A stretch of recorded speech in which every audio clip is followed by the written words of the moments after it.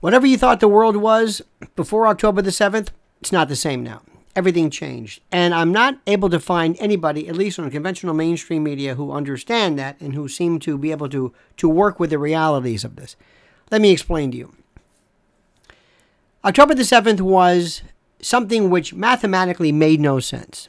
It was a time when Hamas was universally and absolutely, across the board, demonized and excoriated and execrated by virtue of what they did initially, because it was considered to be boorish and horrible and savage and murderous and rapacious, and they were correct. It was this moment when the world said this was wrong. Whatever your beef was, Palestine or Gaza or Palestinian Authority or whatever your beef was, this was considered beyond the pale. This was extreme. This was across the board denounced. Okay, you got that? All right. Now, immediately, it changed. It went back. Immediately, the world said, "Yeah, but." And people said it. Nobody really said, "Well, we're disagreeing with you." No. They agreed. They said this is a terrible thing, but, and they use words like genocide, apartheid, ethnic cleansing, and they talk about occupation, and they talk about war crimes, and they talk about inhumanity, and they talk about open air prisons. And the right wing, the typical Rush Limbaugh wannabe, those groups, they say, "Oh no, they're wrong. They've got it all wrong. They don't understand it. These people are evil. So therefore, they're mistaken. Let me move on. Let me go about my world because these people are wrong." And that's it. Well, they might be wrong. They probably are wrong, but you're missing the point. The world is saying, no, we don't think they are wrong. Now, up till now, most international skirmishes from the viewpoint of America has always been kind of a, well, that's over there.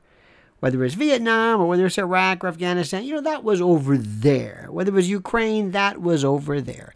And the usual suspects, especially those people who fancy themselves as conservative, would automatically go along with anything that looked like a war. Americans love war.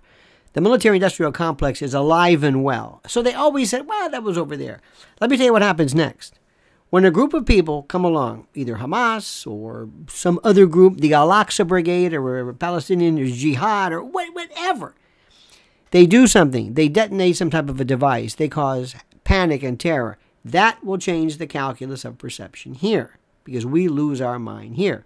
Because remember, America can't handle stress. America doesn't know how to handle stress. America couldn't even handle COVID.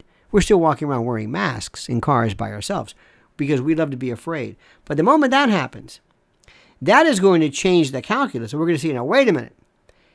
Is our aid, is our support, is our contribution to this effort on the part of Israel, is that responsible for this? Yes.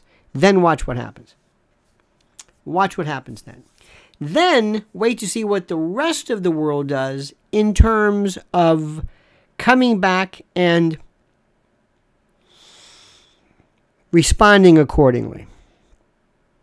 All of a sudden, the United States is all by itself. Nobody even knows what BRICS plus 6 means. Nobody understands how the world has been reset. The world sees this completely differently. The world says October the 7th does not negate what the world sees this as being. And what's also interesting is that the number of people who are telling folks that they've got to shut up, that you can't say something, whether something is anti-Semitic, transphobic, so what? There are a lot of people here who have no problem whatsoever in going out of their way to promote this idea that certain speech must be stopped, that certain speech must have, that your career must be shut down. Imagine if somebody said that a young person, let's say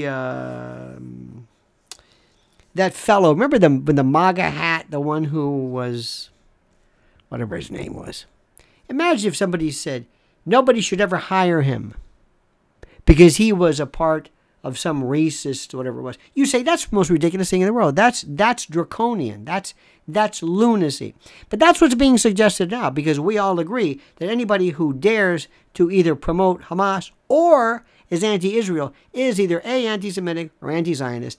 And that is so wrong that they should be forever banned or blasphemed or the scarlet lettered for the rest of their life. If you did that to somebody else, nobody would ever tolerate that. You see what's happening? We're losing our mind. We are losing our mind.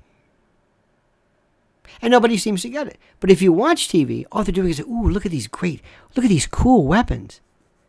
Look at these cool weapons. Critical to understanding something is to take away what you want and instead look at the way things are. Sports fans will do that.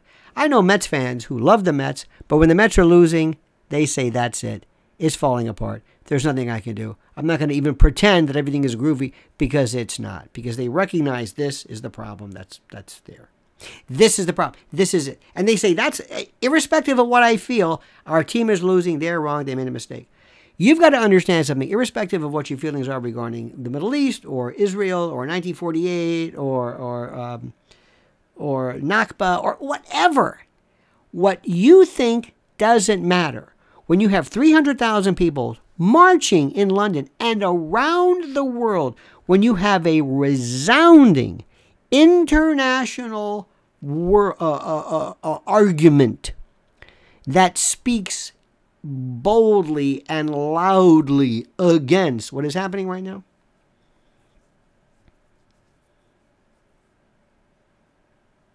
you have no idea.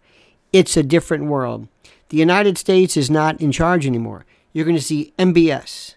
He holds it. Erdogan in Turkey. You're going to meet Jordan, Qatar, Iran. The people that we marginalize, the people that we say, oh, we don't need them. We could just, oh yeah? You know what Hezbollah can do? America thinks for the longest time that we can send the Gerald Ford or the Dwight Eisenhower, this carrier class, and that will scare people. Really? Really? We are unable to handle this level of fighting. Call it asymmetric, call it whatever you want. We are unable to handle this right now. And that's precisely what's happening. That is precisely what's happening right now, my friend. And irrespective of whether you like Israel or not, or like Palestine, it doesn't matter. It doesn't matter. What you think doesn't matter. This is so intractable. This Gordian knot is beyond complicated, at levels nobody could even understand or comprehend. All right, dear friends, thank you so much for listening. Thank you so much for watching. Please like this video, subscribe to the channel. And more importantly, I really want you to comment as you see fit.